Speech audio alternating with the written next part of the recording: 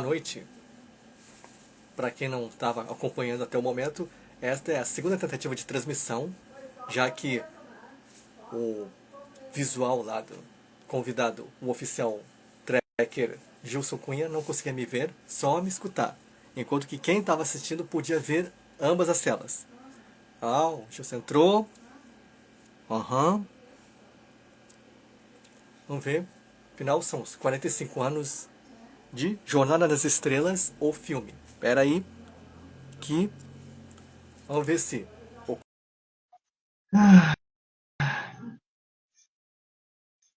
Vamos ver. Consegue me ver? Consigo. Consegue me ouvir? Sim, consigo. Só não consigo te ver. Mas tudo bem. Ah, que bom. Não consigo te ver, mas consigo te ouvir. Ah, não. Não, eu consigo te ouvir. Só não consigo te ver.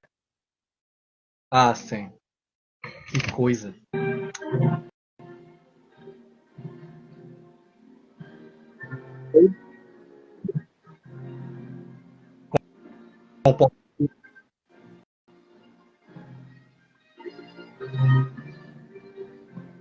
Né? E deu.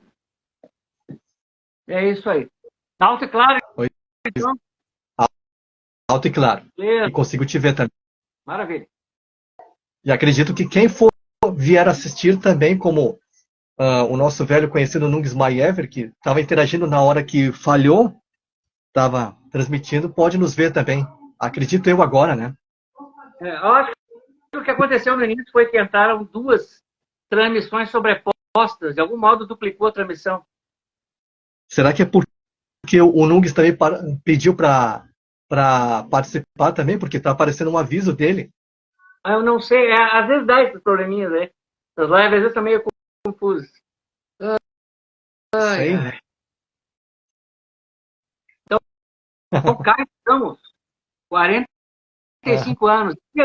Eu tinha me esquecido dos 45 anos, porque, na verdade, esse filme é de 79, mas ele É. chegou aqui ao Brasil em 1980. Naquela época, nem sempre haviam lançamentos mundiais simultâneos. Assim. Variava muito de filme. Tem alguns fatos curiosos, inclusive o Superman 2, por incrível que pareça, ele estreou primeiro no Brasil do que nos Estados Unidos. Hum. Na época. Só para citar um desses casos meio absurdos. E uma vez, por causa de briga de distribuidora, o Rio Grande do Sul foi um dos últimos lugares do Brasil, talvez o último, a assistir Indiana Jones e o Templo da Perdição. Nossa. É.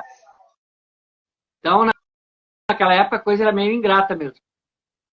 Bom, diz pra gente, quando foi a última... digo, a primeira vez que assistiu ao filme e onde? 1980, se não me falha a memória, no finado Cine Rei, na Assis Brasil, quase um pouquinho adiante no sentido bairro, do viaduto Obirici. Cine Rei, que não existe mais, virou loja, depois virou sei lá o quê. Faz tempo que eu não vou para aqueles lados lá. É que eu sabia que existia o Cine Real, que era em frente a uma O igreja. Cine Real é algumas quadras mais adiante, de frente para a igreja Cristo Redentor, quase. Né? Rei e Real, campeões de reprises interessantes das últimas matinês de cinema de bairro que existiram em Porto Alegre. Inclusive, o Real foi onde eu consegui ver, pela primeira e única vez no cinema, Planeta dos Macacos, de 68, numa matiné. A cópia estava bem razoávelzinho e eu dei sorte. Tudo que eu tive que fazer foi aguentar um faroeste romântico lá do George Segal e da a esposa do Kurt Russell, a Ah, tá. Gold Hall. Goldie Hawn, isso aí. Eu tive que aguentar um faroeste romântico do George Segal e da Gold Hawn para poder ver os Planeta dos Macacos. Mas compensou. Ok, deixa eu ver. No meu caso, eu assisti mesmo, bem dizer, por aos trancos, né? Porque era daquelas, eu era pré-adolescente, quase adolescente, eu vi na TV e eu tinha perdido o início, tava lá ainda quase na metade. Se bem que esse filme tem mais de 2 horas, né? Tem 2 horas e 12 minutos. Estou olhando para a tela aqui com o contador de tempo. Pois é. E me parece que, não sei. Bom, pode contar pra gente que. Peraí. Contar pra gente quando foi a primeira vez que tu assistiu na TV, porque no meu caso, eu acho que foi na Rede Manchete. A primeira vez que esse filme foi exibido na TV foi na Globo. Certamente foi a primeira que tu assistiu também. Na sessão de sábado, aquela, o Super Cine. Ah, Peraí, volta a fita. Não. Eu acho que foi numa tela quente. Foi em 1986. Ou foi. tá. Eu acredito que pode ter sido uma tela quente. Uhum. Meu caso foi lá nos 90, lá na Manchete mesmo. E depois parece. E depois também deve ter passado na Guaíba e na Record, se não me engano. É possível.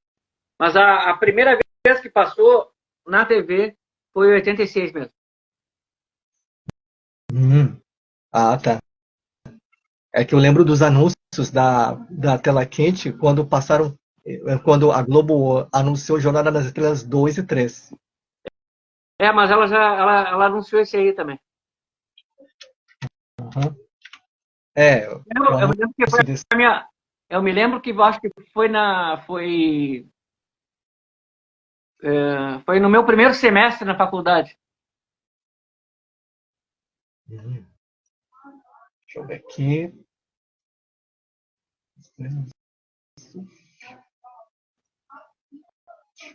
Porque quase não tinha ninguém para comentar. Era braba a coisa. Só imagino. Sei como é que é. O Nunes Meyer acertou. Eu sou do tempo da primeira exibição. Olha! Que foi onde passou o Planeta dos Macacos pela primeira vez. Num sábado. Provavelmente depois do Pecado Capital. Mas vamos falar de jornada, né? Estamos aqui para falar de jornada. Vamos lá, então. Uhum. O filme é cheio de curiosidades, assim. Tem uma falha de continuidade que eu levei mais de 40 anos para descobrir. Descobri por acaso. Um fórum. Perto do final, quando o Kirk, o Spock, McCoy e o Decker vão para aquele ambiente com gravidade e oxigênio que o Vidger criou, né? Para encontrar o criador. Eles estão usando aquela jaqueta de campanha que segue a tradição da jaqueta de campanha do primeiro piloto da TV, o The Case. Tá. Só que tem um probleminha. A jaqueta original, ela não tinha qualquer insígnia de posto ou departamento. Então, uma vez que o cara vestia a jaqueta, só olhando para a gola dele, para ter uma ideia de a qual departamento o sujeito pertencia. A jaqueta do cinema, que aliás é bem legalzinha, muita gente não gosta dela, eu acho ela bem bonita.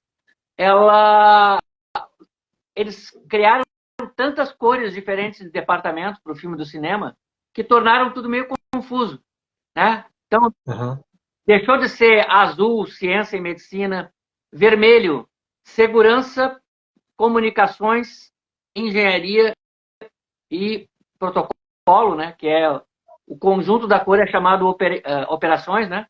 E o dourado, comando. O amarelo, comando, né? Isso na clássica. O filme do cinema, ele se passa, então, mais ou menos uns 4 anos depois um pouquinho menos de 4 anos depois do final da série, né? Então, na época, eles pensaram em inovar, em criar um visual diferente. Aham. Que, na verdade, esse filme ele tem muitos pontos positivos e muitos negativos. Mas talvez o principal, uma principal característica dessa produção é que ele foi meio que feito às pressas, apesar de tudo. É um trabalho primoroso para algo que foi feito às pressas. É. A lenda que a trilha sonora definitiva foi entregue uma semana antes da estreia. Eles tiveram tempo de mixar e montar o som na cópia mestra e fazer todas as outras cópias e distribuir, né? Eles tiveram uma semana, então, entre esse processo de cópia mestra, né? E distribuição. Foi no pescoço a coisa. Isso aí aconteceu. Aqui, ó. Oi? O Nungs perguntando aqui, o Capitão Decker era parente do Comodoro Decker? Era pai dele. Era pai dele. Isso aí tá no roteiro, ficou meio que subentendido, embora nunca tocaram nisso aí, né? O Kirk meio que se sentia meio culpado pelo final do Commodore Decker, resolveu dar um impulso na carreira do filho do Decker, né? Se não me engano, esses dias, quando eu estava procurando um certo episódio do Jornada que o Nungs me perguntou se eu vi, né? Eu acabei vendo na lista de episódios, um nome assim, acho que do Commodore Decker, assim, mas eu não lembro qual episódio que eu passei só os olhos. No final, Doomsday Machine. É que eu estava procurando para assistir um que é chamado A Falha, que na verdade seria The Changeling, que até ele me perguntou se eu não achava que a gente vai falar que é uma espécie de upgrade, um filme, uma upgrade desse episódio. Não é casual, isso aí não é casual. É porque acontece o seguinte, eu estava dizendo que o filme foi feito às pressas, por quê? Porque o objetivo inicial era fazer uma nova série de TV. A Phase 2. Phase 2. Que tinha uns designs muito loucos lá do Ralph McQuarrie. Um deles era uma nave horrenda que acabou dando origem àquela coisa horrenda também, a Discovery. Desse finado seriado aí, Star Trek Discovery, que felizmente foi descanonizado na semana que passou. Não pertence mais ao universo Prime oficial.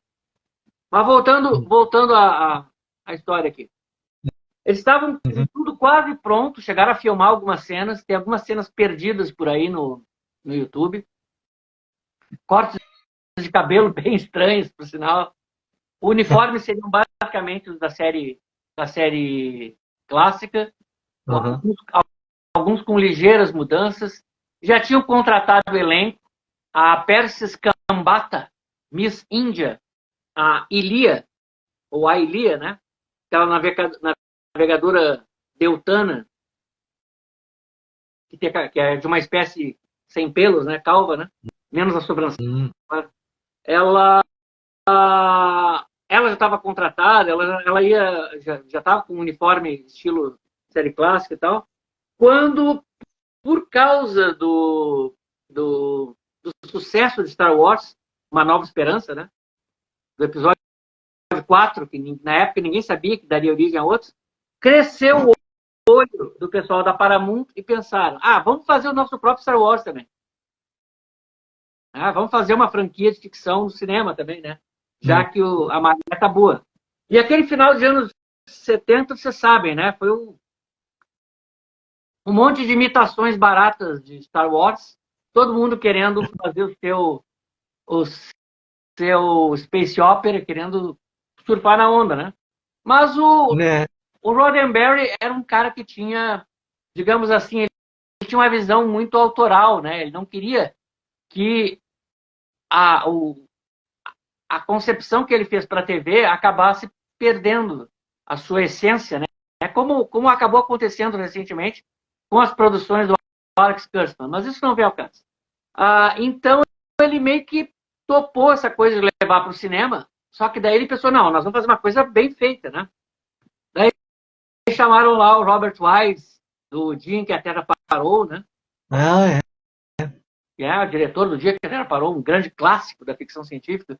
Um cara que sabia lidar muito bem com roteiros, né? Um cara que levava a coisa a sério mesmo, né? Então tinha lá o Robert Wise e a equipe, né? Eles começaram a reunir. O Nimoy estava meio assim de voltar, porque ele vivia com aquele medo de ficar marcado. Inclusive, ele não ia voltar para a série. Ele não planejava voltar para a série de TV fase 2. Daí, quando ele viu que ia ser para o cinema, ele pensou, ah, não, então vamos lá, de repente, né? Cinema, uma projeção maior e tal. E o que aconteceu, então? Eles foram, e daí, felizmente, eles abandonaram alguns desses designs da TV, incluindo a coisa horrenda que acabou virando a Voyager. A Voyager não, desculpe, a Discovery. Nossa, a Voyager é linda perto da Discovery. E o resultado foi, então, o Jornada nas Estrelas, The Motion Picture, né? O filme. Com trilha sonora, uma trilha sonora épica, então, do seu Jerry Goldsmith, né? Que eu acho que vocês ouviram uma palhinha que eu soltei aqui, né?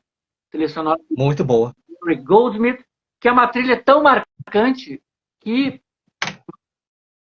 mais ou menos uns 6, 7 anos depois, quando foram fazer a nova geração,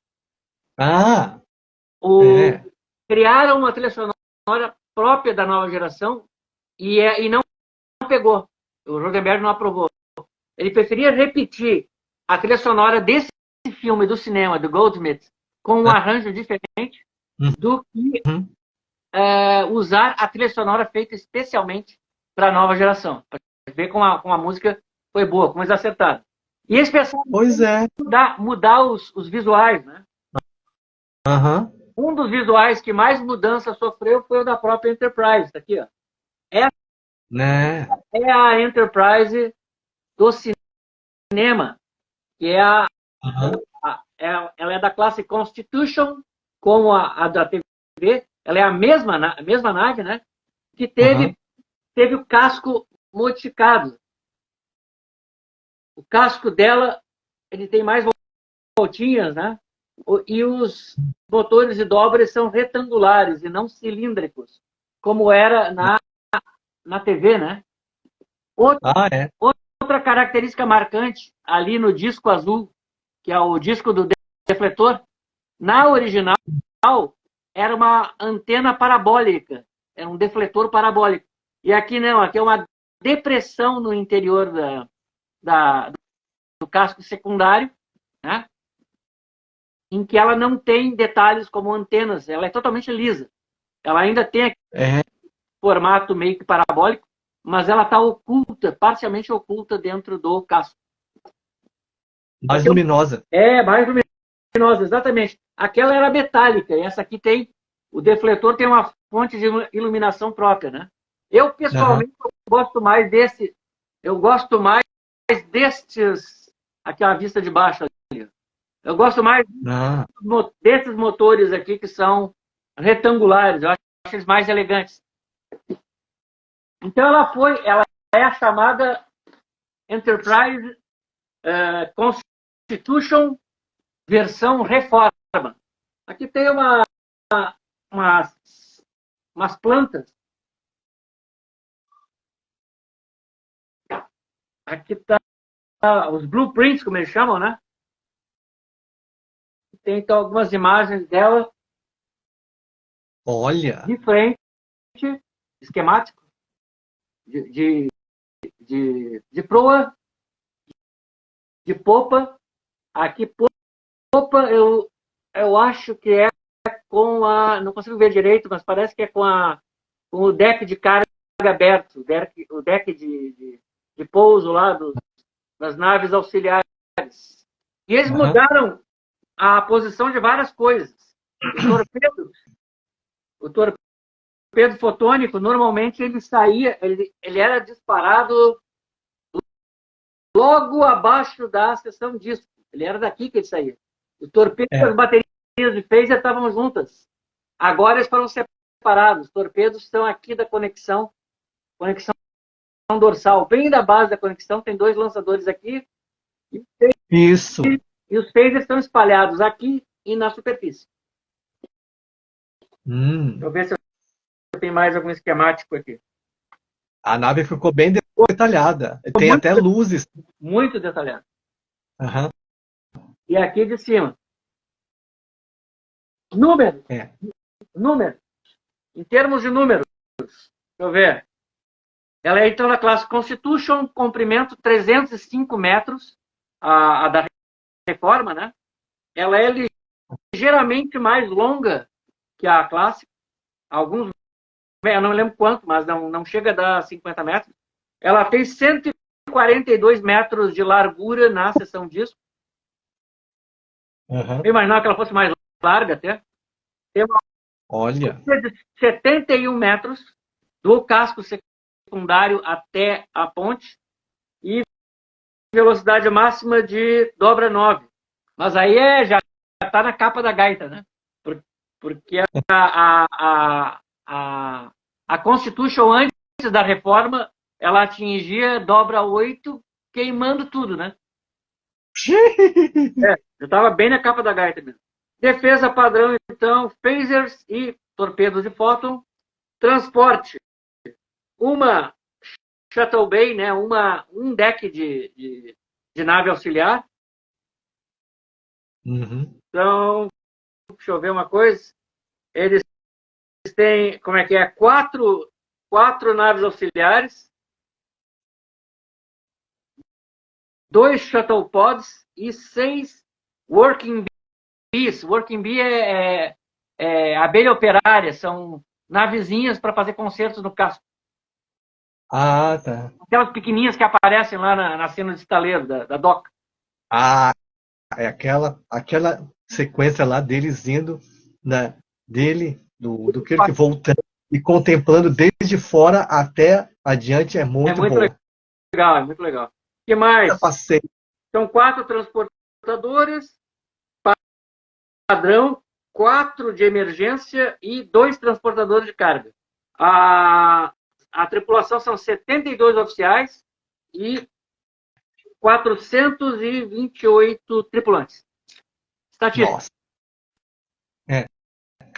Bom, e essa história, aqui diz, o autor da história foi Alan Dan Foster, com o roteiro de Harold Livingston, o roteirista, e a gente vê no início do filme uma frota de naves Klingon no espaço e dando de cara com uma espécie de névoa que depois eles chamam de campo gravitacional.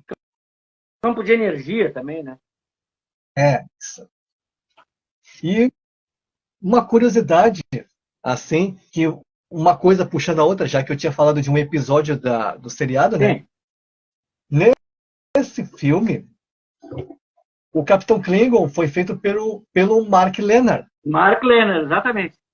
Que ficou famoso também por fazer o Sarek, o pai do Spock. E outra, não foi o primeiro vilão que ele interpretou. Porque esses dias eu acabei assistindo, quando eu estava procurando esse episódio que o Nugget falou do A Falha, ou The Changeling, no original, eu acabei achando um episódio que eu nunca tinha visto com a dublagem da VT, que é o Equilíbrio do Terror, que é quando aparecem os Romulanos. E o comandante foi...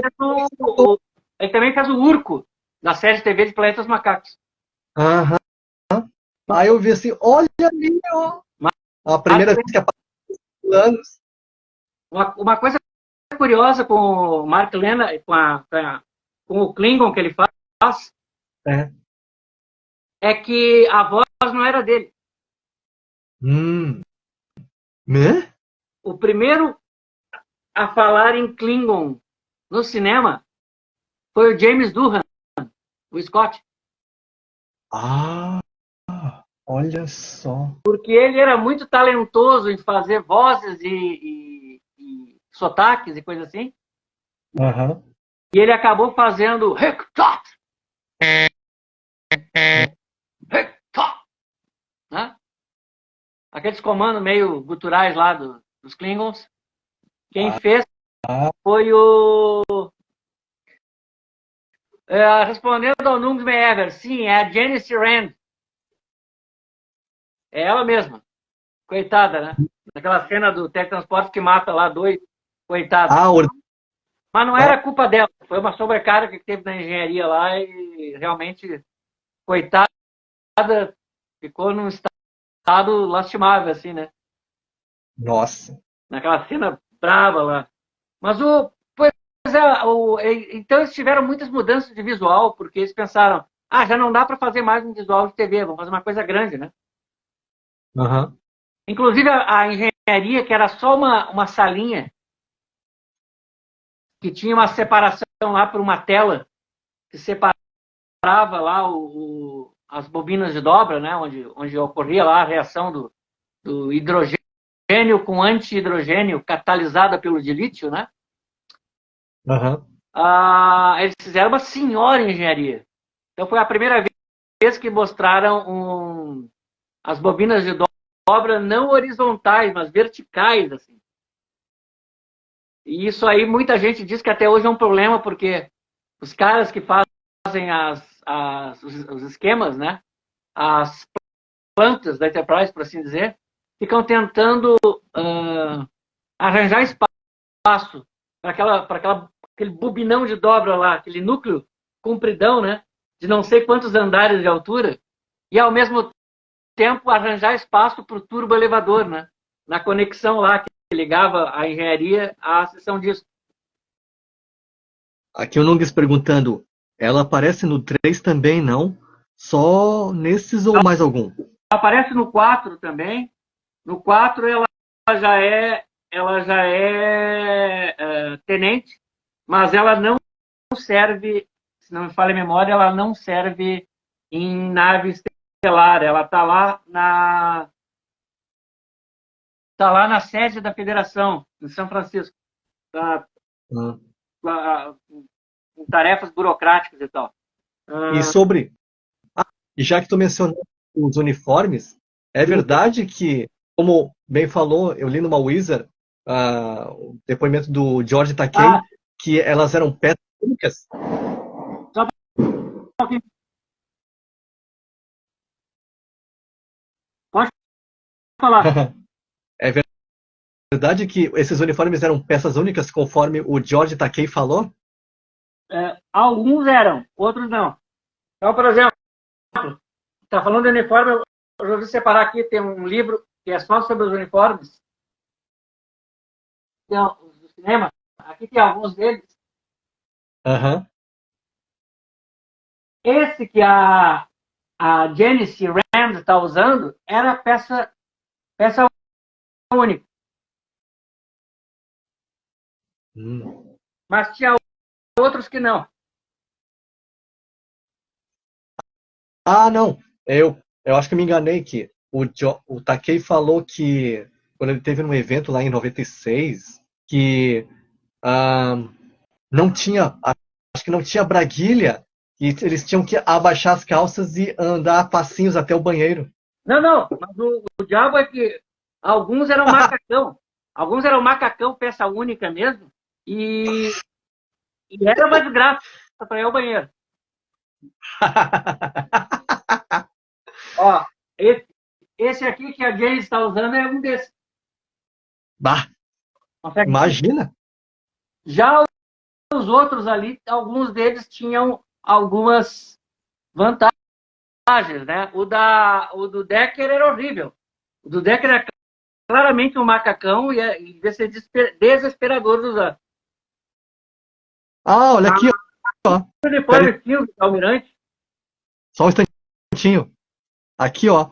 O Nungues leu meu pensamento. Qual era a função daquele objeto na cintura, que parecia uma caixinha aqui na barriga?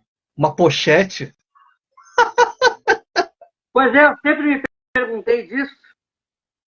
Aquele troço. Que é aquilo? Perguntei, eu tenho que ler esse livro, não li ainda. Mas só um pouquinho. Só um pouquinho. Para encontrar no meio do texto aqui é complicado, mas até onde eu me lembro, parece que aquela coisinha lá na barriga era uma espécie espécie de estojo de emergência, de sobrevivência, para estar sempre com o tripulante. Foi algum tipo assim, contendo, por exemplo, o sinalizador para ser encontrado, sinalizador de frequência, né? Ah, E outras coisas assim. Só que uma daquelas, foi um desses experimentos que eles tentaram que nunca deu muito certo. E, na verdade, a simplicidade do esquema da série clássica era muito boa. A gente olhava a cor e sabia exatamente qual era uma ideia aproximada da função, né, da pessoa. E, pois é. e tinha os códigos de posto, né? 2 barras, comandante, 3, né? 2 barras cheias e 1 barra tracejada, capitão. 1 barra tracejada e outra cheia, tenente comandante. Coisas assim, né? E aí, nesse aí, eles fizeram algumas variações.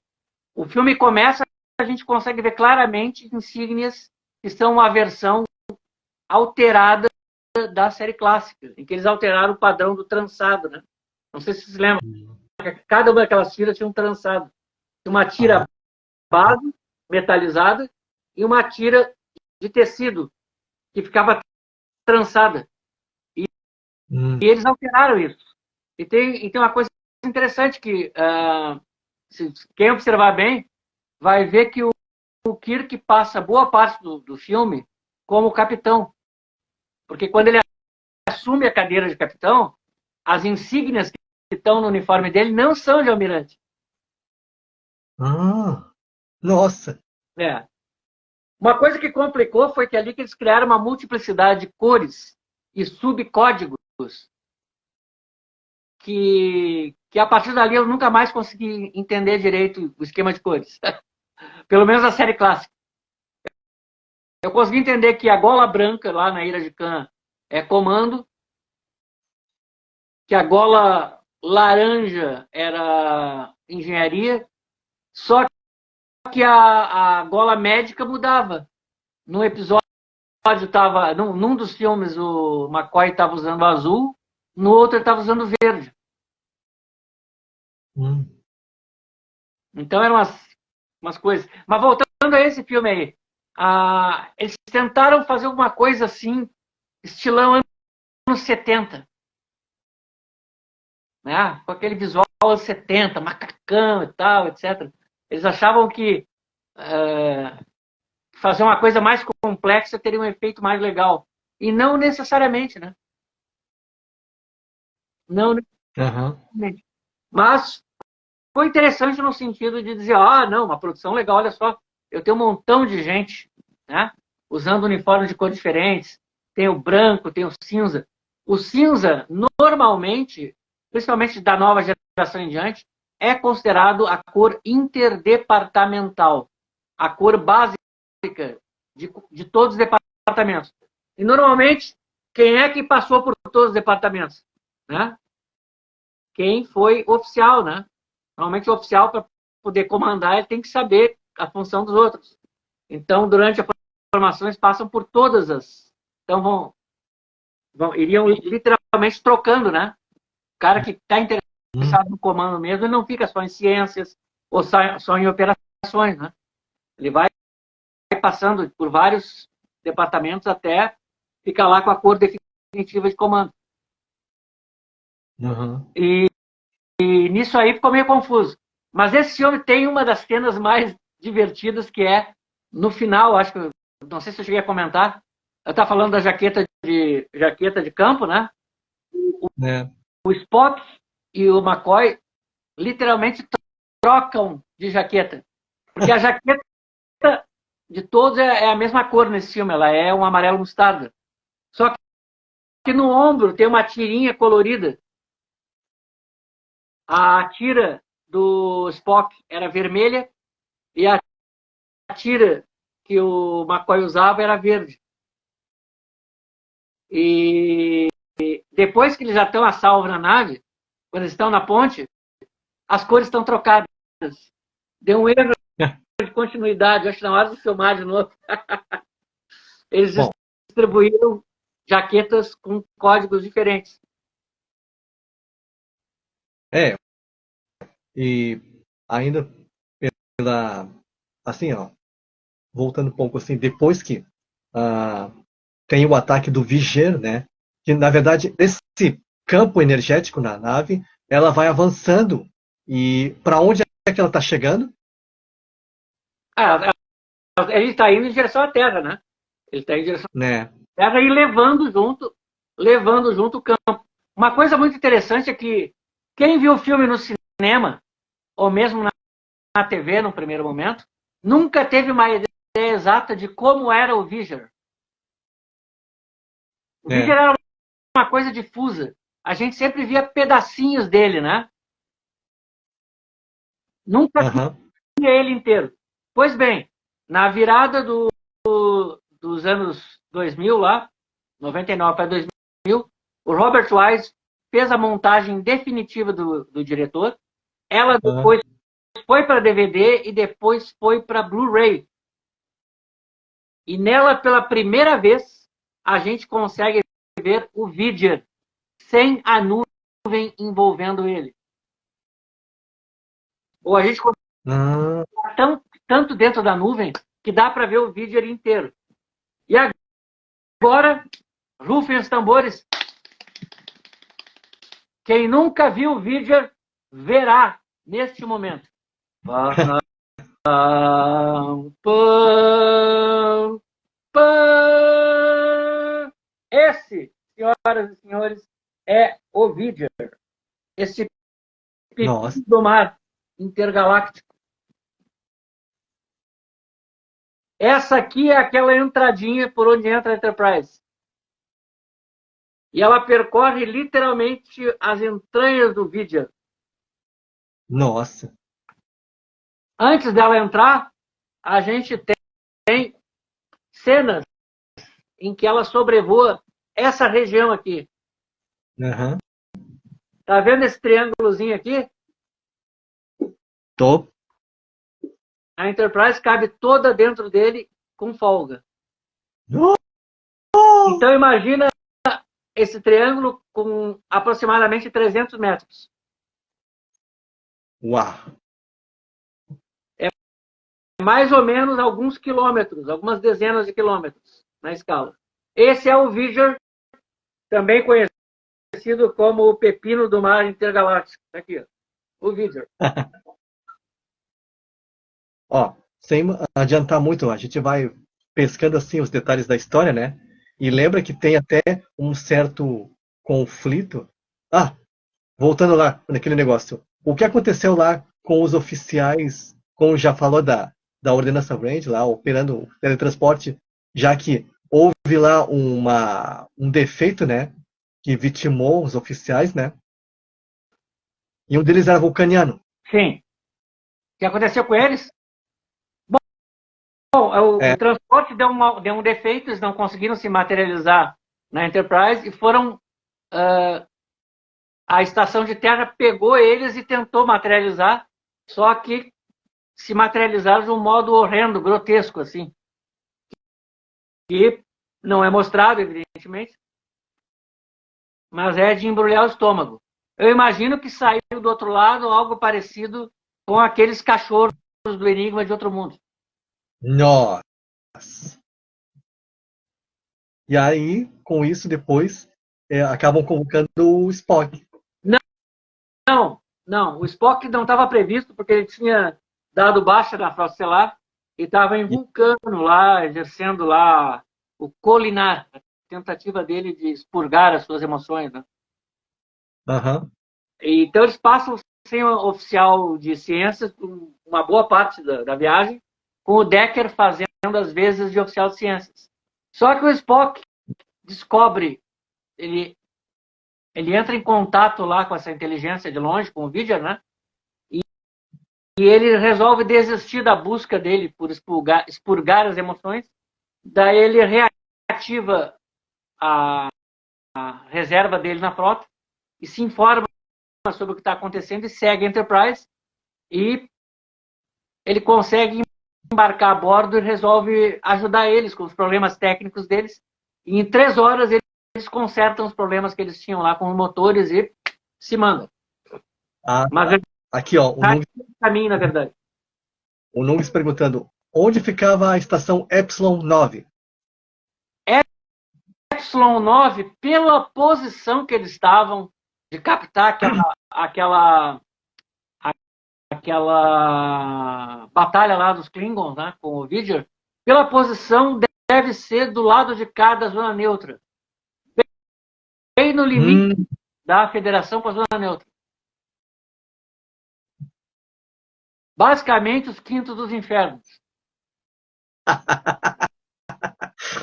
A zona neutra que foi mencionada naquele episódio que tem os Romulanos. Mas existe uma zona neutra Klingon também. Ah, tá. Nossa, cada divisão espacial, né? Essas zonas neutras, elas são meio um reflexo da Guerra Fria, como a zona desmilitarizada que tem entre as duas Coreias, né? Ah, tá. É uma tentativa de incorporar isso. Uhum. Ah, bom. Inclusive, como foi mencionado, que seria o seriado, o Phase 2, até o roteiro do filme era para ter sido o episódio o And I Made, algo assim. Ah, sim, exatamente. É para usar o episódio A Tua Imagem, In Thai I Made. Image. Que casualmente é muito parecido com a história desse filme, porque com o Changeling, né, que está falando, porque envolvia uma sonda também, né? Tem um episódio da série clássica que tinha uma sonda, e encontraram o criador, e o criador era um tal de Kirk. E o nome da sonda era Nomad. Nomad, exatamente, é verdade. Então eles aproveitaram muito desse conceito aí para o filme de cinema, só que expandiram enormemente, né? Uma curiosidade que ficou do filme é que durante muito tempo se cogitou que o Vidger teria sido criado pelos Borgs. Já mais recentemente, outros sugerem que talvez o Vidger é que tenha criado os Borgs.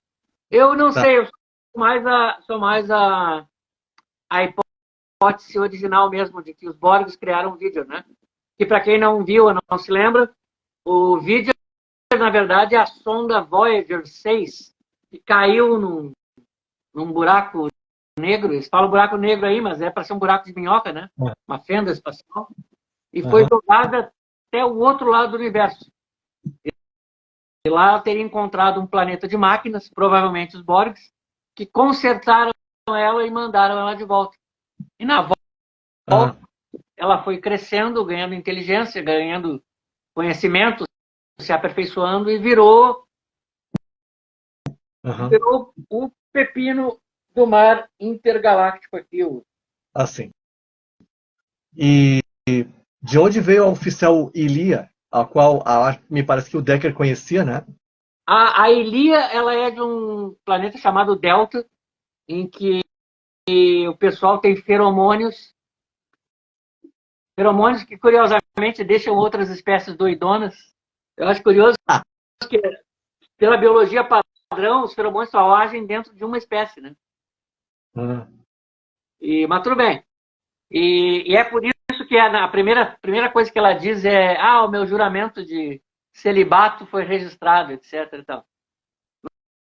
Não sei se vocês se lembram, assim que ela entra na ponte, o Chekhov dá um sorrisinho meio gaiato, assim, sabe? Do tipo, eu vou me dar bem, alguma coisa assim. Porque é uma raça que é, digamos, muito dada a atividades carnais. Não. E aquela história dela e o Decker se conhecer, aquilo ali serviu de modelo para a conselheira Troy e para o Riker. Só que no caso da Ilia e do Decker, quem largou ele,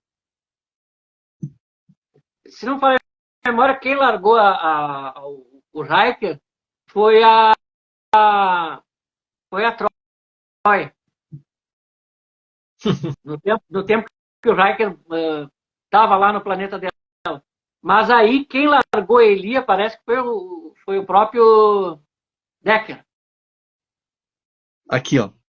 O Nugs perguntando, Delta apareceu em outras produções ou foi esquecido? Até onde eu sei, foi esquecido. Até onde eu sei, na verdade, essa trama de casalzinho que não se decide nunca. Bom, se decidiu, né? Quase na terceira idade, mas se decidiu.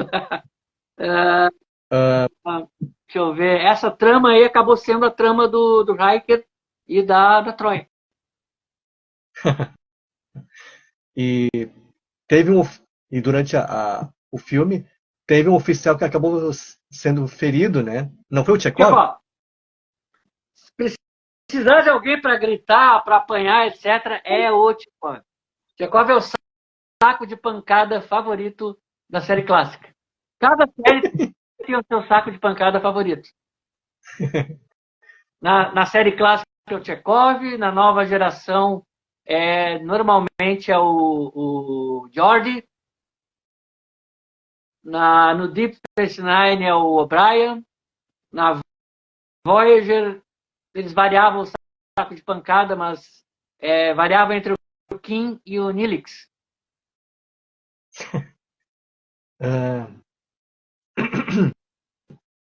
E conta aí, só para relembrar, como é que eles descobrem que esse campo energético começou a se comunicar com a Enterprise e se intitulou Viger?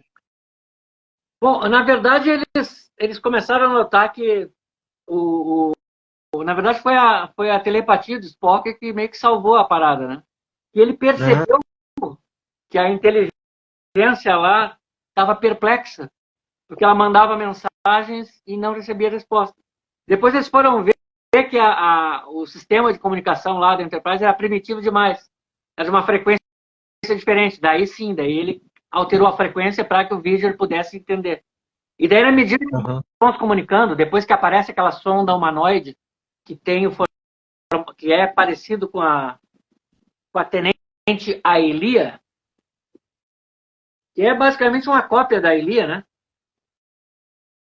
Espera aí. Que ela foi... o que aconteceu com a Elia original? Essa que está de branco aqui, a Elia. O que aconteceu com ela? Ela foi assimilada, ela foi desmaterializada e rematerializada, não como matéria, mas como dados. Por isso que ela passou também a falar de aquele jeito frio, tipo, Viger quer saber, Viger ordem, façam, levem até o Criador. Isso. E daí, mais adiante, eles encontram a Voyager. A Voyager estava com as letras riscadas, né? A Voyager, que seria uma daquelas sondas da família Voyager que a NASA lançou lá nos anos 70. Essa é uma versão fictícia, Voyager 6, porque na época a NASA só produziu 2 Voyagers, 1 e 2. Ela não tinha um orçamento tão grande assim, né, para mandar 6 sondas. Pois é. E como a Enterprise percorreu, hein? E eles tinham que não podiam usar teletransporte, como era no seriado, por causa desse defeito aí, né? Não, eles conseguem consertar no final. Eles consertam.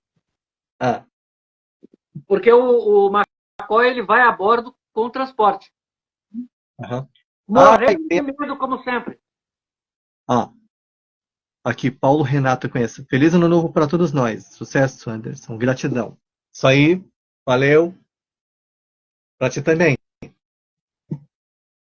Pois é, o McCoy vai a bordo morrendo de medo. Tanto é que ele se toca todo o estômago, né? Cabeça, tô aqui, tô inteiro.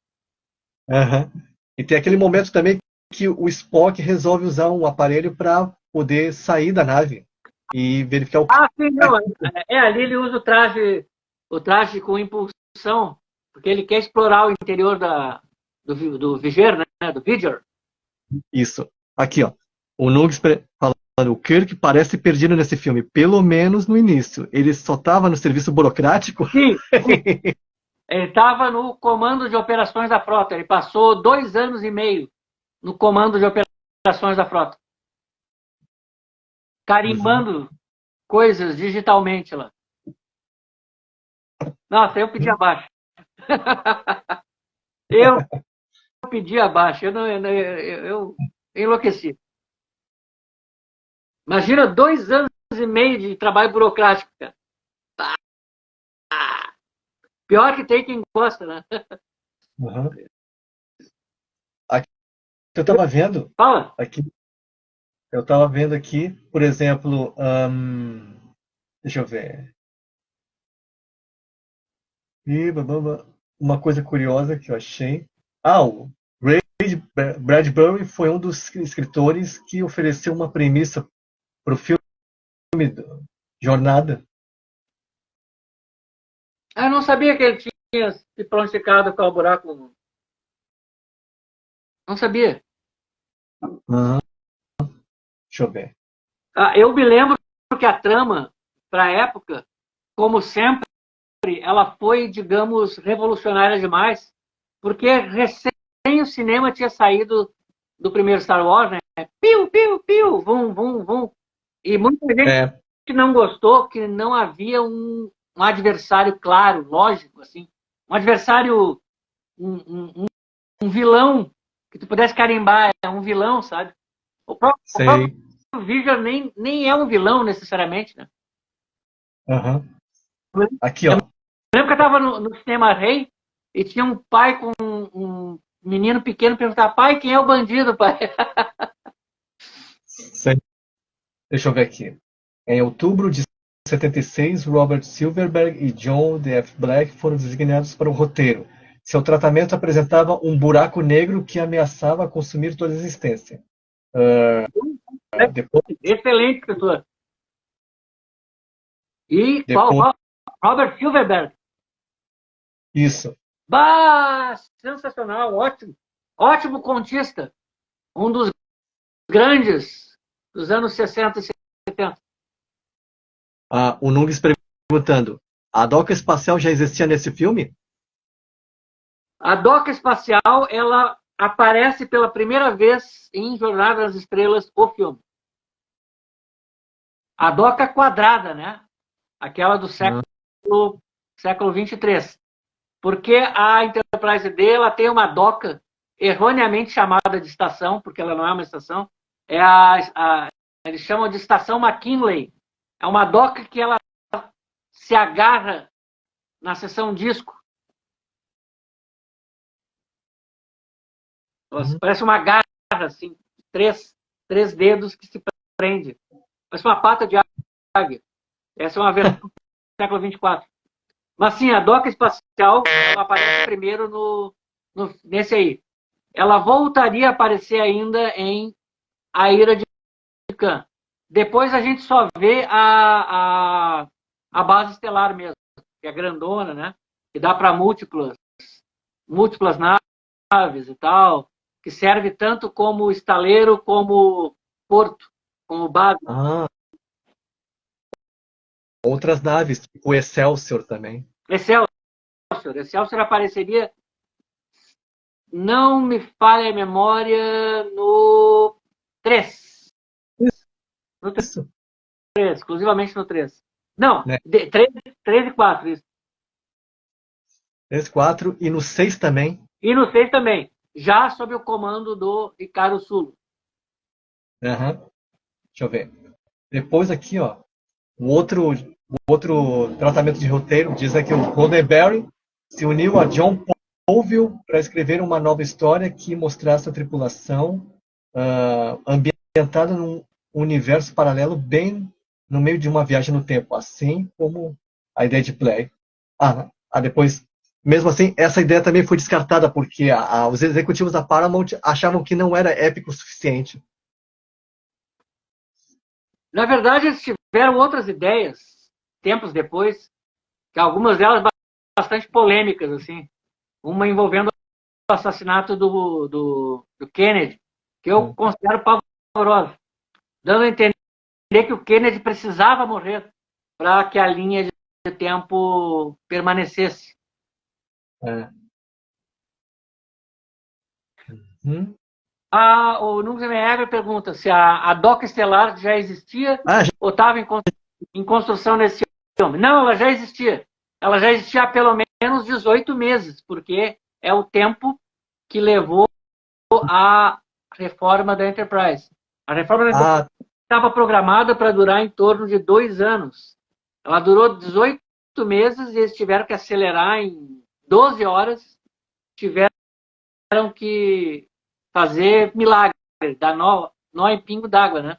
Tá. Ele fez outra pergunta sobre o pessoal deles tiveram que acelerar. Mas assim, a DOCA já existia. A base! Eu acredito que a base já existia. Só não tinha sido mostrada. É. Porque para construir um troço daquele tamanho, em pouco mais, em algumas semanas, eu não acredito que seria inviável. Vamos supor, eu acho que dá mais ou menos uns 3 anos. Uns 3 ou 4 anos. Cronologicamente, uns poucos anos, entre o primeiro filme do cinema e A Ira de Khan. Eu acho que seria inviável eles construir aquela base gigantesca em uns poucos anos. Nossa. Acho que aquilo ali vai pelo menos uma meia década. Chute, né? Pode ser que não, né? Vale tudo.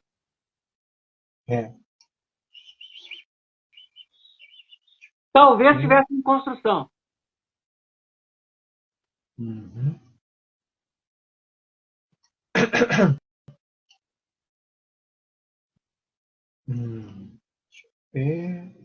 Esse aí eu não sei. Desse aí eu não estou sabendo. Deixa eu ver. Deixa eu ler aqui. Não teve uma ideia sobre um povo serpente que planejava apagar a humanidade da existência através de viagem no tempo? Eu tô tendo que ler aqui, já que quando eu postar lá no YouTube, ninguém vai ver essas perguntas, né? Aí, sabe muito bem. Só para ilustrar. Eu não me lembro disso. É possível até. É possível ter alguma versão. Só um pouquinho que eu vou desligar o ar-condicionado aqui, que está meio friozinho.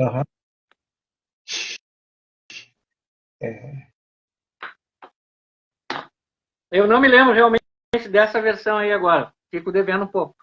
Mas eles tinham muitas ideias de viagem no tempo. Uma curiosidade ainda com os uniformes desse filme é que eu vi lá na CCXP, eu tive a sorte de ver esse uniforme aqui, ó, usado por esse senhor aqui, em exposição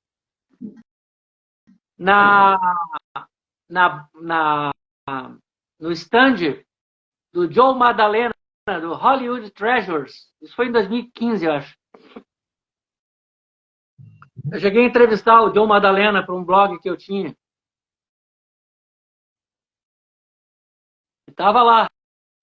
Estava esse uniforme do Nimoy, devidamente assinado, uma plaquinha na base lá, e o uniforme do Nilix. Não era bem o uniforme, né? A roupa do Nilix lá da Voyager.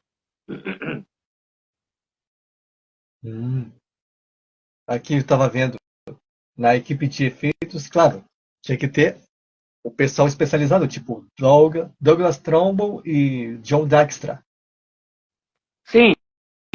Uma coisa muito legal desses dois aí é que os efeitos do Voyager, da nuvem de energia em torno dele, e detalhes dele, como aqueles triângulos lá por onde ela passou, ela passava, a Enterprise passou por aqui, ó, pelo meio dessas projeções aqui. Eram todos efeitos práticos feitos com modelo, com luz e com fumaça, com névoa. Não tinha desenho animado, não tinha... Tinha um ou outro chroma key, mas praticamente tudo era efeito prático, que foi uma coisa extraordinária, assim. Uhum. Ah, me lembrei de uma grande curiosidade. Ah, Na cena em que o Spock está atravessando o Vidger e começa a ver aquele registro de voo do Vidger, que ele digitalizou tudo, os planetas, os lugares por onde ele passou, ele criou versões em miniatura, miniaturas gigantescas, né? Miniatura para ele, né? é. E quando o Spock está passando no que é uma espécie de gerador de imagens, que gera esses hologramas gigantescos, ele passa pelo meio de uma imagem que a parte de cima é o Darth Vader e a parte de baixo é a Miss Piggy dos Muppets vestida de Princesa Leia. Mas, É. Aliás, eu procurei hoje de novo, eu estava revendo o filme hoje para fazer a lição de casa e encontrei no Blu-ray. O Blu-ray, eles deram uma lapidada, não é tão nítido assim, mas quem assiste no DVD comum, se for parando devagarzinho, tem um momento que aparece o Darth Vader de preto, com a capa caída assim, e aos pés dele a Pig de Princesa Leia. Só perdeu. Sabe quando o Spock está atravessando, tá, com aquela roupa, com o jato atrás, disparando ele sei. em direção ao interior do Vidger? Uhum. Ele atravessa uma espécie de arco, um retângulo, que é o tal gerador de imagens. Na parte de cima está o Darth Vader, na parte de baixo está a Pig. Quem for parando a sequência bem devagarzinho para olhar quadro a quadro vai encontrar. Preciso ver esse filme um dia desses. É um dos easter eggs mais divertidos que eu já vi até hoje. Que viagem! A Miss Pig e o Darth Vader. Os caras conseguiram colocar a Miss Pig e o Darth Vader. Ai, ai. Deixa eu ver.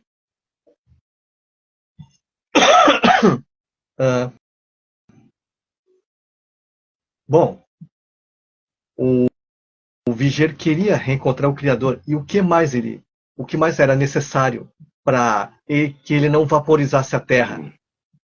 Na verdade, ele queria encontrar o Criador, só que quando eles começam a transmitir os dados da Voyager, que permitiriam que a Voyager complete a sua programação, a Voyager, não a nave da Federação, tá? Eu tô falando da Voyager, a sonda da NASA, a velha sonda da NASA.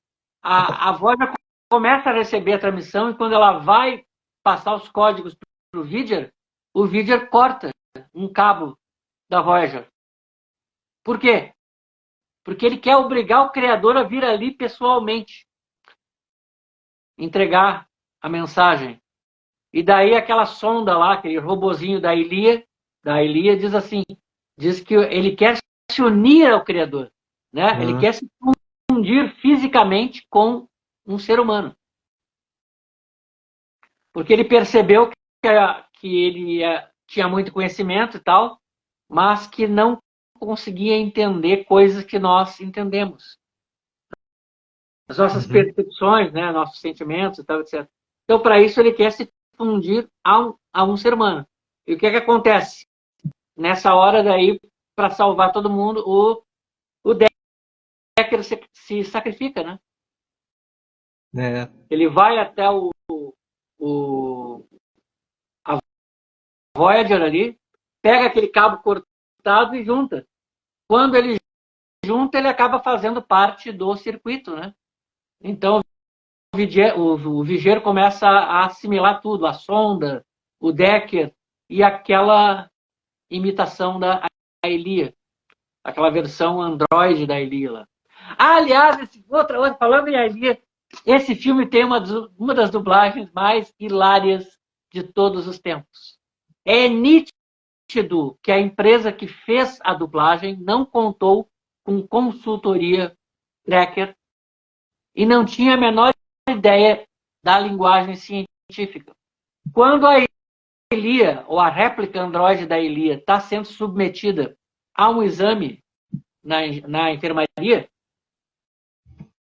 a enfermeira Chappell, que agora é a doutora, né? Chappell, ela diz: essa réplica da Elia, ela copia tudo em escala celular. Ela tem até uma microbomba osmótica. Ou seja, em escala celular, uma bombinha para fazer osmose, sabe?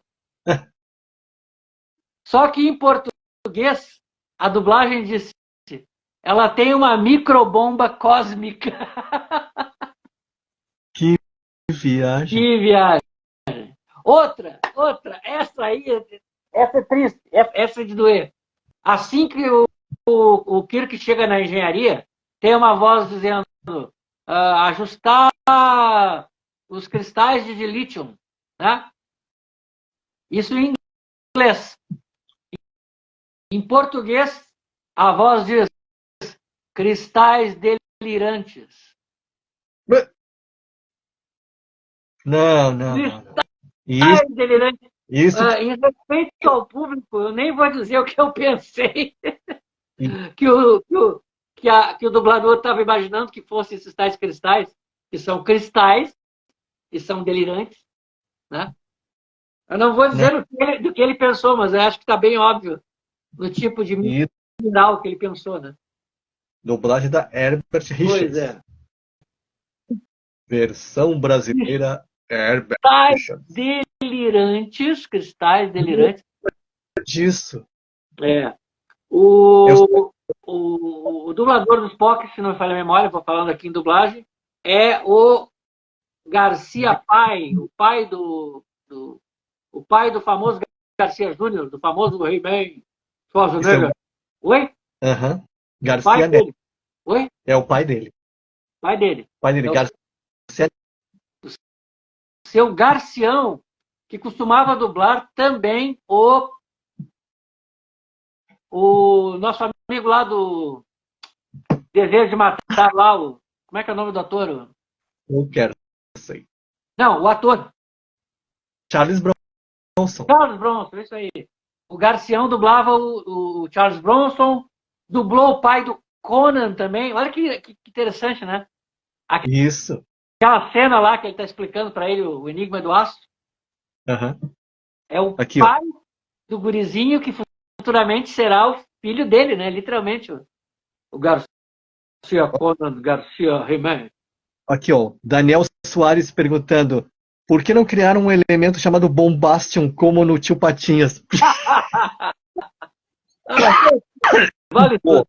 Vale tudo, né?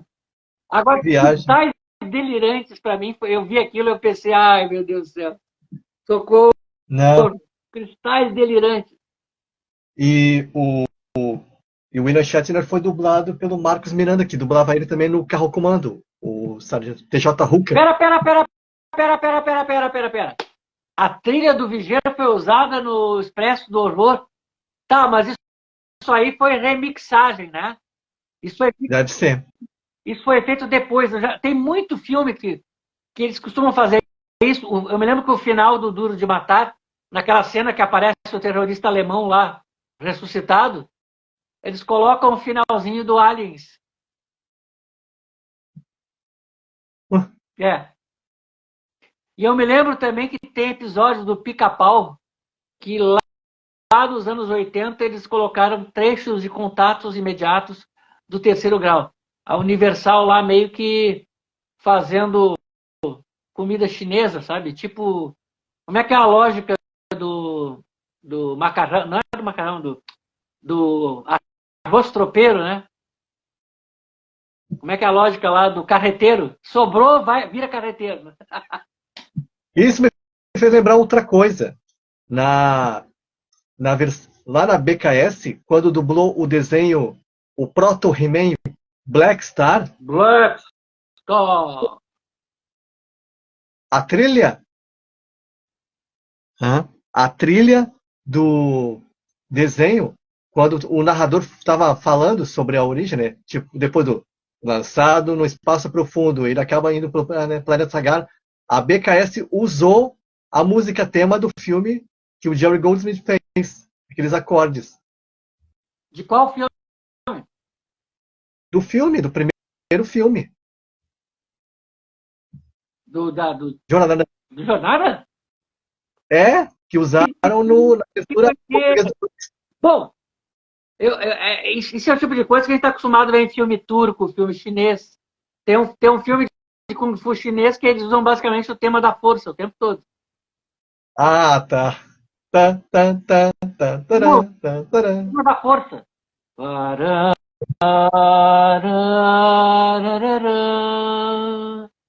Sabe? Ó, o Daniel falou isso. Oi? E o JF Hits perguntou pra mim quando vai ter outra GB Fest. Olha, no segundo semestre de 2025, provável.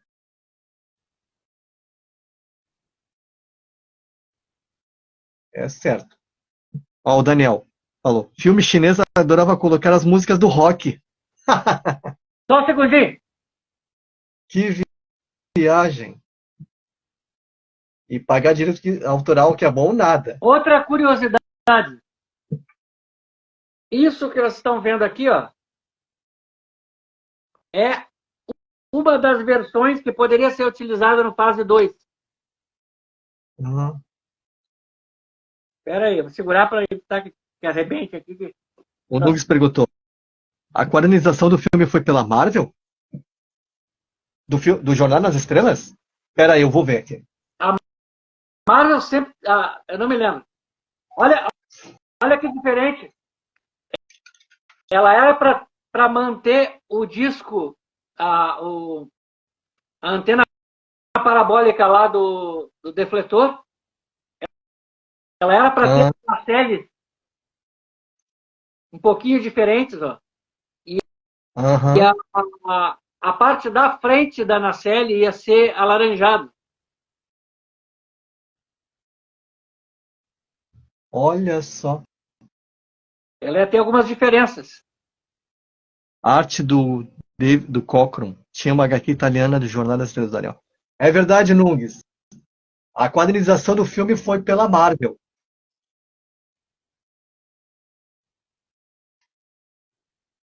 Deixa eu ver aqui. As nacelles eram um pouco diferentes. O pilarzinho que ligava. Isso aqui era para ser do fase 2. Ah, tá. Ia ser uma mistura ali, ó. Tu tem a nacelle retangular, ela é um pouquinho diferente. Outra curiosidade é que um dos designers que criou esse visual, criou também o visual do... Só um pouquinho. Maior cuidado para aquilo ali não cair, aquilo é delicado. Um dos caras que criou esse visual, criou também o visual dos caça-Cylons, caça-Silônios, da série clássica do Galáctica. Então, um dos pais da nova Enterprise é o criador dos caça-Silônios. A genealogia de respeito. Né? Deixa eu ver. Eu me lembro dessa quadrinização. Eu tive na época. Vinha um pôster muito bonito dentro. Deixa eu ver. Aqui, ó. Eu abri uma página chamada memoryalpha-alpha.fandom.com. Aqui, ó. A quadrinização oficial do Jornada das Estrelas. O filme, lançado pela Marvel, foi... deixa eu ver aqui.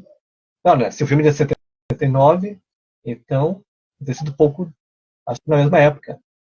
Escrito por Marv Wolfman, desenhado por Dave Cockrum, e olha só a arte final de Klaus Jansson, que depois faria com o Frank Miller Cavaleiro das Trevas. Se não me falha a memória, em alguns trechos da dessa quadrinização, eles usaram o visual da Enterprise que não foi usado na fase 2. Ah, tá. Aqui, ó. Tá dizendo que foi publicada em abril de 1980. Sim, eu me lembro. Saiu aqui pela editora Abril, inclusive. Ah, né? Aqui, o Daniel falando, o Wilson lembra muito o Scott. Não, eu tenho uma grande simpatia pelo povo escocês, mas não sou chegado no uísque, não. É, a arte de capa foi de Steve Lealoha.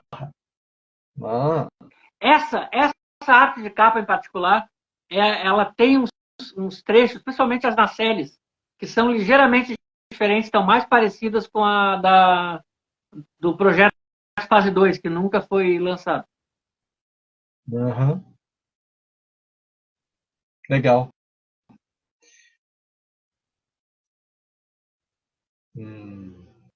Aqui. Ah, peraí. Ah, deixa eu mostrar aqui. O pouco que eu tenho aqui sobre o filme saiu, por exemplo, na revista 7. Deixa eu ver de quando foi. Da abril de 2005. Eles fizeram uma lista dos melhores DVDs lançados na época. E olha só, tem até uma resenha aqui falando sobre a versão do diretor do Jornada nas Estrelas. Pois era essa que eu estava assistindo hoje, só que eu estava assistindo a versão Blu-ray. Ah, deixa eu ver. Ah, o disco oferece um. O disco 1 oferece comentários em áudio do diretor, claro, dos especialistas em efeitos especiais, o Douglas Trumbull e John Dykstra, além do compositor Jerry Goldsmith e do ator Stephen Collins, alternando em um único canal. O Stephen que fez o papel do Decker. Sim. Além de curiosidades na forma de texto-legenda de Michael Okuda, uma espécie de consultor técnico da série. Já o segundo... É o cara mais influente em termos do visual da história de Star Trek. Ele é o cara todo o visual que a gente conhece, a nova geração em diante, basicamente entre a nova geração e a Enterprise, ele é o cara que ditou o visual de interiores, de naves, etc, etc. Ele foi um dos mais influentes, né? Ele e o Herman Zimmerman. Ele trabalhava com design no geral, e o Herman Zimmerman mais a questão de naves mesmo. O Zimmerman meio que deu uma louca dele durante o período do Generations, que tinha sido destruída lá a Enterprise D, e perguntaram para ele, tá, e como é que vai ser a próxima Enterprise? Ele disse numa entrevista para a revista Starlog, eu estou pensando em mudar, porque discos são uma coisa do passado. Ironicamente ou não, nunca mais ouvi falar dele. Pois é. É a última entrevista que ele deu. Aqui, ó, o Daniel... Deixa eu ver. Voltando aqui primeiro... Primeiro aqui, voltando. Contínuo é muito bom. O JF, eu não fui no último porque sofri um acidente, quase fiquei cego, mas estou me recuperando. Não entendi. Eu acho que ele está falando no último GibFest. Não, tá falando, tá. Falando para programação na TV Pop, TV, Rede Brasil, ficaram passando várias séries clássicas. O Nungas aqui falando, o elenco achava que ia ficar só nesse filme, não? Acho que sim, porque naquela época tudo era muito... A Paramount, até hoje, né? Mas, especialmente naquela época, tudo era muito no vamos ver o que é que dá. E a Paramount nunca teve a mesma pegada da Lucasfilm, né? de tornar a coisa popular. E até Aham. pensava, esse pessoal parece que não gosta de dinheiro, né? Então eles estavam sempre pensando, o próximo filme é o último, sempre é o último. Quando deu Pois é. o quinto filme, que é considerado o mais fraco de todos, pensaram, agora acabou de vez. Ah, Mas aí eles fizeram aquele sexto filme lá, que foi um baita filme, por sinal, né? aham.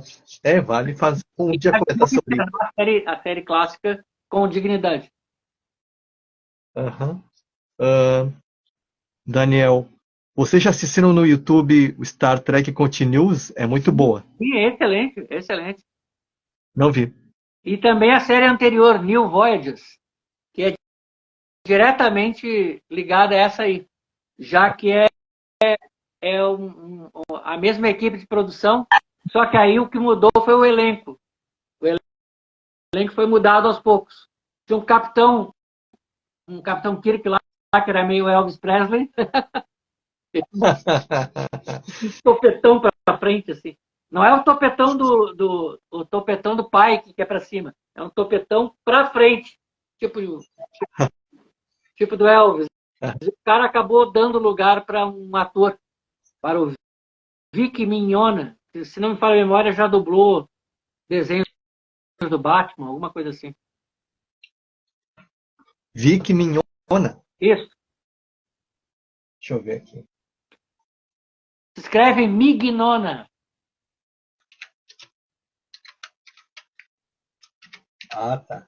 Ator de voz americano. Ah. Uhum. E conta aí, ah, quais as diferenças para a versão do diretor para a versão oficial do cinema? Olha, não é muita diferença. O que que tem? Tem uma... Em termos de história, tu não vê diferença da história em si. Mas tu tem cenas Uhum. extras, tem cenas expandidas, aumentadas, né? Aham. A imagem está muito mais nítida, muito mais limpa a, e muito mais detalhada. As cenas são mais detalhadas. Então, por exemplo, lá em Vulcano, naquele templo lá que o Spock está lá tentando chegar ao Colinar, né? Na Aham. versão de cinema, dava para ver os planetas, porque a atmosfera lá de Vulcano era praticamente transparente, né? Pelo menos num certo trecho lá, uma certa hora do dia e tal. Então eles deram Aham. mais destaque para isso no cinema. Nessa versão do diretor, eles mostram as estátuas dos mestres antigos, gigantescas, né? Em detalhe. Inclusive tem uma delas que vive permanentemente em brasa, porque está com o pé literalmente em cima de um vulcão. Ah, nossa. É. Outra coisa também, na versão do diretor, as cenas da chegada lá do shuttle do Kirk na base da Frota Estelar em São Francisco, as cenas estão muito mais limpas, a imagem está mais nítida. Aham. E dá para ver que a ponte a Golden Gate está remodelada. Hum. Uma pequena curiosidade, a oficial que abre a porta para o Kirk, a porta do shuttle, é a filha dele, uma das filhas dele, da vida real. Ah, olha só. Que até eu lembro que eu li numa revista, então não sei se foi numa outra site, que comentaram sobre a versão estendida, né? Sim. E aí disse que, é um filme belíssimo, mas ainda continua um filme belíssimo, mas é muito arrastado. É aquela história, tem quem gosta de piu, piu, piu, piu, né? E quem prefere uma história mais cabeça, assim, Aham. também. Eu gostei. Ativo, seu espacial. Peraí.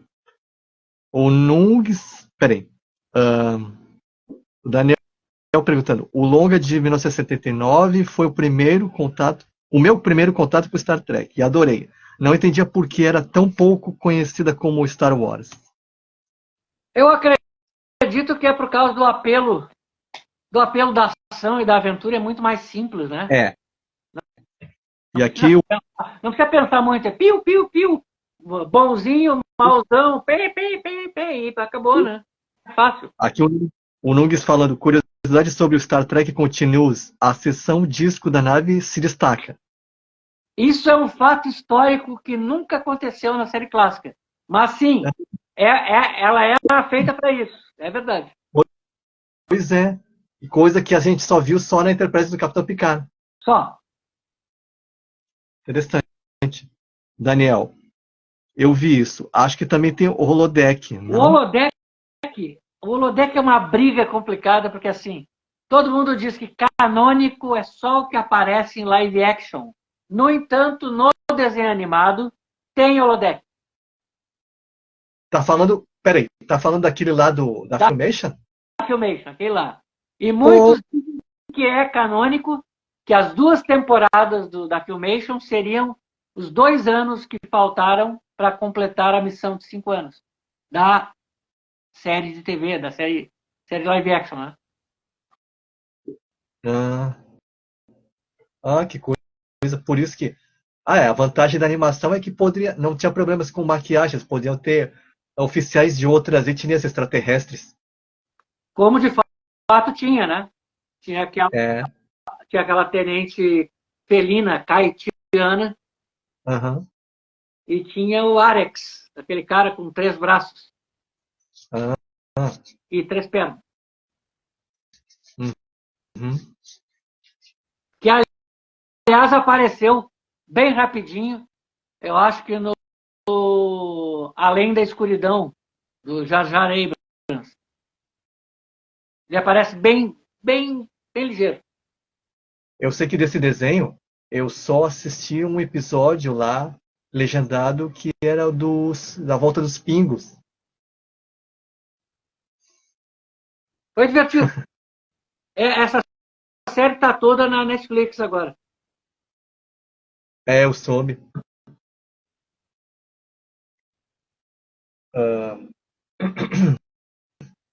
Deixa eu ver aqui.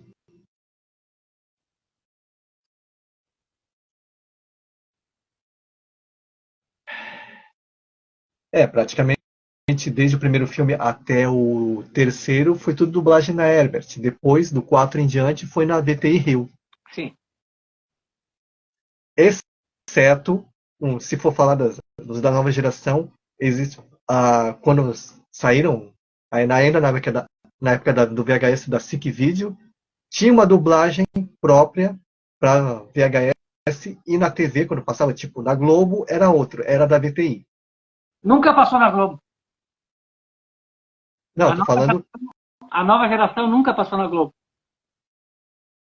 Dos filmes. Dos filmes, tá.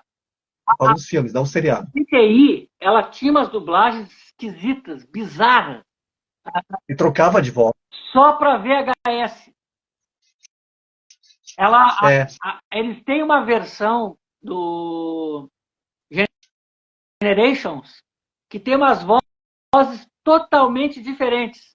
Então, o Data, por exemplo, o Brent Spinner, fala com a voz do dublador do Ray Stantz, dos Caça-Fantasmas lá, o cara que dublava lá o Dan Aykroyd. Era o... eu sei quem é.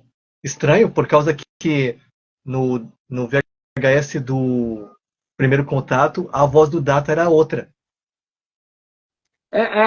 Agora, a VTI, na verdade, chegou a ter vários dubladores, assim.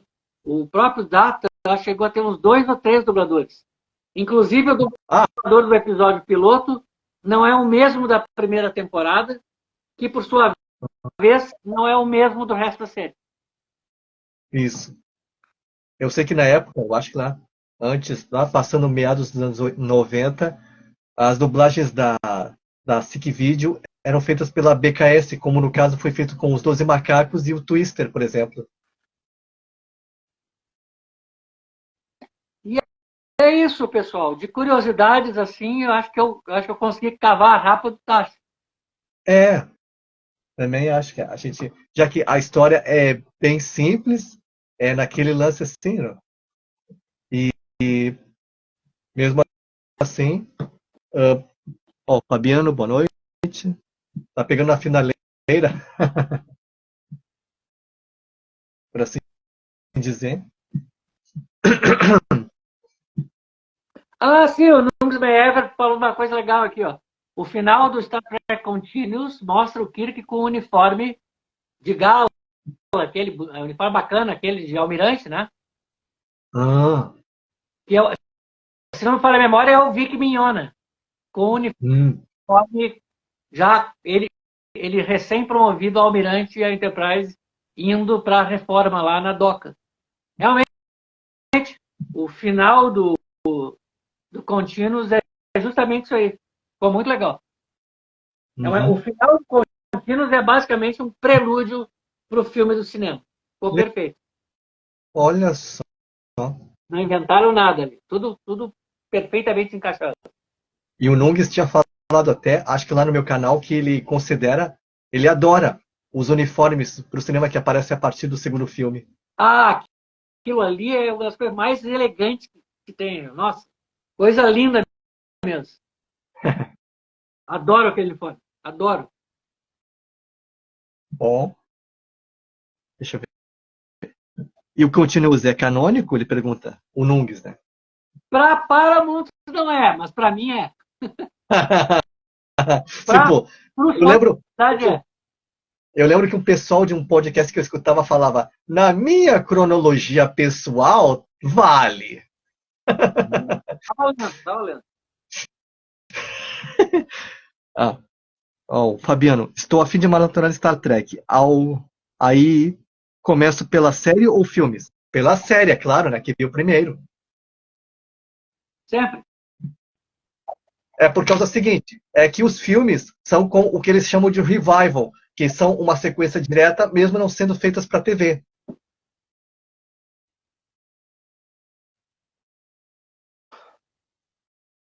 É isso. Beleza, então. Então tá.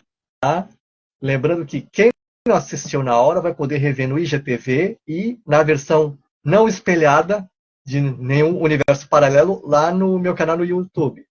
Eu estou impressionado, porque normalmente essas lives caem um pouco mais de uma hora. E a gente já está quase em 2 horas aqui agora. É, eu lembro que teve, justo com o Daniel aqui, o Soares, foi o recordista. A gente passou mais de 2 horas, acho que quase 3. Nossa, É. Ó, o Nungs, ó. No auditório da Enterprise faltou a foto da NX-01. pois é, aí é complicado, porque antes da série clássica, antes do. Naquele auditório, eles mostram. É que não existia Enterprise, né? A Enterprise é a série de TV. Então, eles tinham uma outra Enterprise que ela tinha umas nacelles de dobras circulares. E aquele Não. modelinho, e aquele modelinho que aparece Uhum. é um modelo de um seriado de um piloto de série do Roddenberry de 1973 chamado Planeta Terra. Que aparece nesse seriado e que nunca chegou a produzir o seriado, foi só o piloto mesmo. Aquele Ah, tá. modelinho lá, que seria a Enterprise primitiva NX, ou Uhum. da NX, no caso. O Nungs falando quando o Kirk explica para a missão para a tripulação. Acho Sim, que é sobre isso. no salão de recreação, na Ah, hora que o, na hora que o Decker está apresentando as naves lá para Elia, quando ah, ele diz todas essas naves, todos esses veículos se chamavam Enterprise. Tá? tá. Lembrei dessa Então, parte aí. tem o veleiro, tem o porta-aviões, tem o shuttle, no caso da NASA lá, o ônibus espacial. Detalhe, na vida real o Enterprise era só um planador de teste, nunca chegou aí para a órbita. E depois sim, daí sim tem esse veículo grandão lá, que são anéis gigantescos lá com uma barra, com uma projeção para diante. Que é esse Aham. que eles usaram nos anos 70 lá, no piloto de série que não deu certo. Piloto de série Planeta Terra. Nada a ver com Star Trek. Aham. Passou na Globo, acho que em 1975, num desses Domingo Maior, Ah, tá. ou pré, na verdade era pré-estreia 70 e alguma coisa.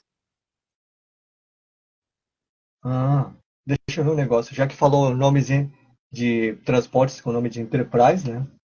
Se não me engano, teve um outro filme que usou ah, esse nome.